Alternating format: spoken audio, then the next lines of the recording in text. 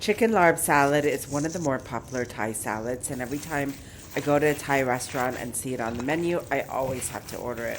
So first season the chicken with salt and pepper and then prepare the dressing, which consists of chopped green onions, chopped mint leaves, rice powder, gochugaru, which is Korean chili flakes, zest from a lime, and then the lime juice. What I find about Thai dishes is that they love using rice powder. So do the Vietnamese, but more so with the Thai.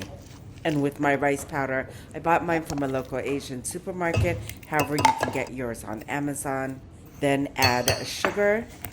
Mix all the ingredients together and then add chopped cilantro, and you want to add the shallots last. I like to soak my onions in ice cold water just to remove the bite from the onions.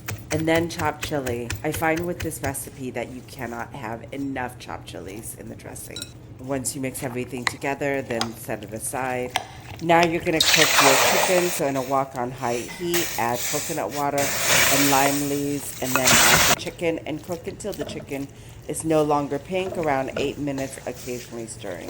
Basically what you're doing is steaming the chicken with coconut water. Find that coconut water gives it a nice hint of flavor as opposed to just regular steaming. Then go ahead and strain the chicken, remove the lime leaves, and then add your salad dressing. Mix everything together. You have yourself this high protein salad in less than 30 minutes. I love eating this with cabbage, but you can eat it with romaine lettuce, etc.